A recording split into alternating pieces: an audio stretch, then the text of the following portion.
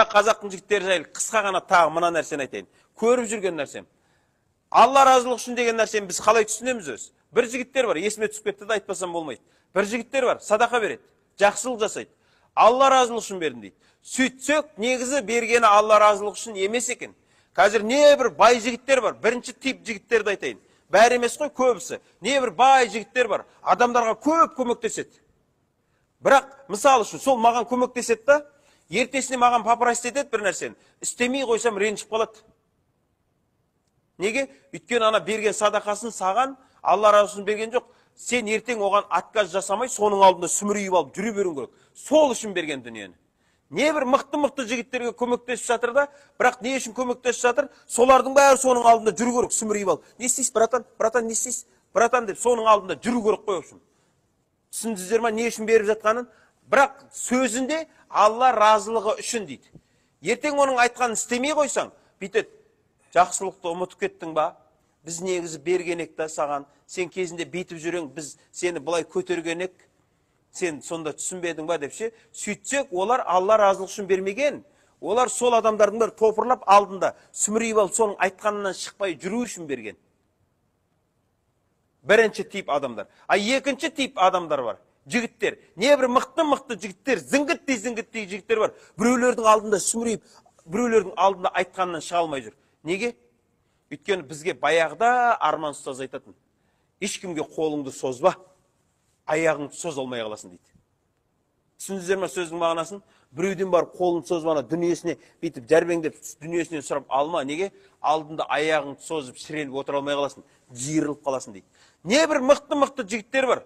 Біреулерден айтыр, ана алады ғой, дүниенің қараңызшы. Еркекше өмір сүрсей, дүниең аз болса да ше, өзіңнің қалағаныңша өмір сүрсей, жоқ. Бір бай батша біреудің қол астына барып алады, соның бергенін алып алады да, енді соны мақтайды да жүреді. Сен жақсы, әрдайым сен жақсысың. Анаң айтқанынан шыға алмайды. Қарасаңшы, алғанын алып жеп қойды ғой, енді айтқанынан шыға алмайды. Болды. Соның айтқанымен жүреді.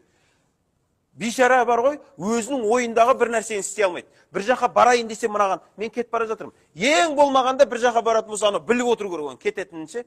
Мен жаққа кетіп бара, сұранат та жүреді. Біреумен араласатын болса да, соның рұқсатымен араласады. Бір жаққа баратын болса да, соның рұқсатымен барады. Енді қараңыз, біреумен араласу үшін анаған қарайды.